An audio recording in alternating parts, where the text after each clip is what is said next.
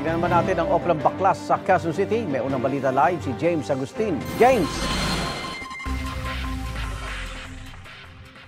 Gang, good morning. Sa damakmak na illegal campaign posters, yung maagang pinagbabaklas ng COMELEC, kasama yung mga iba pang mga tauhan ng departamento ng QCLGU sa iba't ibang lugar. Dito po yan sa 6 na distrito sa lungsod.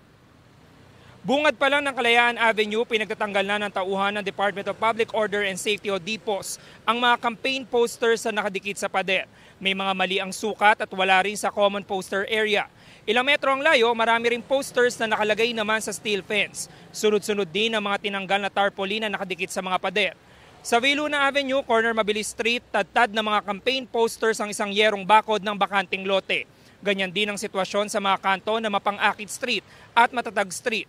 Nakadikit ang mga tarpaulin ng mga kandidato kahit sa mga pinagbabawal na lugar. Sa E. Rodriguez Avenue naman, marami ring natanggal ng mga campaign posters na nakadikit sa pader. Compared dun sa unang Oplan Baklas, most likely ngayon wala na yung mga nasa street light, sa Meralco signpost and sa traffic light kasi meron kaming local ordinance na bawal doon magkabit.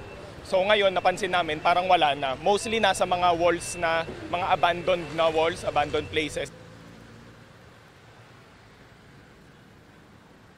Samantala, Igan, inaasahan na matatapos yung Oplan Baklas sa iba't ibang lugar dito sa Quezon City mamaya pong alas 7 ng umaga at dadalhin po yung mga nakolekta na illegal campaign posters sa isang compound. Dito po yan sa may kanto ng Quezon Avenue at Senator Miriam Defensor Santiago Avenue. At nakita nga natin may pumasok na 2 dump truck dito na punong-puno ng mga nakumpiska nila na illegal campaign poster materials. Yan ang unang balita mula rito sa Quezon City. Ako po si James Agustin para sa GMA Integrated News.